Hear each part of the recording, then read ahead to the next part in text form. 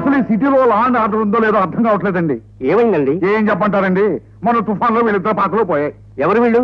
Social workers అండి. వీళ్ళ దెబ్బలు తిన్నారు కదా, రౌడీ షేపులు వచ్చినాయి. బాధితులందరికీ ఇంజనీర్ గారు మున్సిపల్ గోడౌన్స్ లో ఆశ్రయం ఇచ్చారా, మీ ఇద్దరు కూడా వెళ్ళి అక్కడ ఉండండి రా అన్నాను. అది అదో పెద్ద నేరం చేసినట్టు వీళ్ళిద్దరిని ఎత్తిన శటకోపం పెట్టారండి. ఎవరు? ఆడేనండి మున్సిపల్ ఇంజనీర్ రవీంద్ర గారు. మర్యాదగా మాట్లాడు, అతగాడు ఈయన తమ్ముడు. తమ్ముడు అయిన వాడైతే మాత్రం ధర్మం మాట్లాడొద్దండి. తమ్ముడు అని నీతో ఆనంగా అంటున్నారు.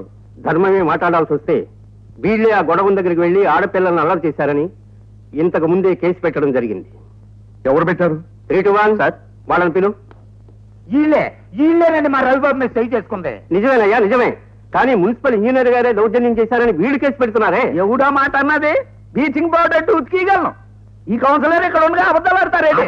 ప్రశ్నలు వేయద్దు అని సమాధానం చెప్పు. స్వాతంత్ర యోధుడిగా నా దేశం మీద ప్రమాణం చేసి చెప్తున్నాను, బ్రిటిష్ వాళ్ళలాగా వీళ్ళంతా మా మీద తిరగబడితే అల్లూరు సీతారామరాజు లాగా ఆ రవీంద్రబాబు వచ్చి మమ్మల్ని ఆదుకున్నాడు. వీళ్ళిద్దరూ ఉట్టి ఎదవాలండి, వీళ్ళ మాట నమ్మకండి. అవునండి, ఆడపిల్ల తాను చేస్తుంటే తాళాల దుడ్లకి వెళ్ళబోయారండి రౌడీస్ వచ్చినోళ్ళు.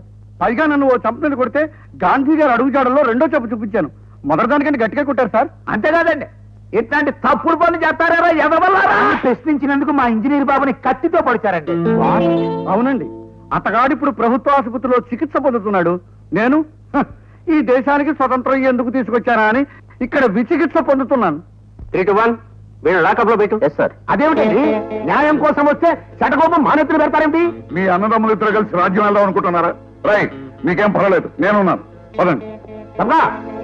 గాయపడిన రవీంద్ర ప్రభుత్వ ఆసుపత్రిలో ఉన్నాడన్నారు కదా? అవునండి. ఓకే.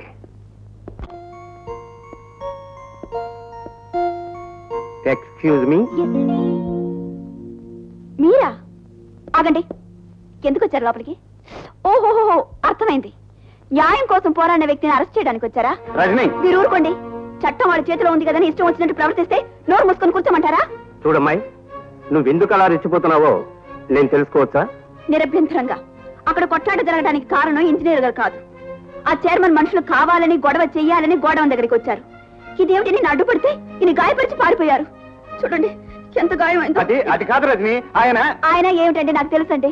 అన్న చైర్మన్ గారు ఏజెంట్. డబ్బు గల వాళ్ళని చూసి భయపడే పోలీసు మిమ్మల్ని అరెస్ట్ చేయడానికి వచ్చారు, అంతే కదా? సరేనమ్మాయి, నేను చైర్మన్ కి ఏమవుతానో చెప్పావు. ఇంతకీ అతను నీకేమవుతాడు? ఏమవుతారా? ఈయన నాకేమవుతారా? రజనీ, ఊరుకోండి, మీరు ఎందుకు కంగారు పడతారు? ఈ పోలీసులను చూసి నాకేం భయం లేదు. ఇన్స్పెక్టర్ గారు, ఆయన నాకేమవుతారని కదా మీరు అడిగింది? అవునమ్మా, అదే అడిగాను. ఆయన నాకు మూడవుతాడు. అన్నయ్య, అది తను తమ్ముడు. నాకు అర్థమైందిలే. తమ్ముడు? అన్నయ్య? అయ్యో, నమస్కారం అండి. Good morning, good evening, good night, good bye, good bye. That's all right. తమ్ముడు, నువ్వు ఒంటరిగా ఉంటావని తోడు కోసం వచ్చాను. కానీ నిన్ను ఒంటరిగా విడిచిపెట్టి వెళ్ళడమే మంచిదని తోచి వెళ్ళిపోతున్నాను. For more updates, like, comment, subscribe to our channel. Hey darlings, గంటని click చేయడం మర్చిపోకండి.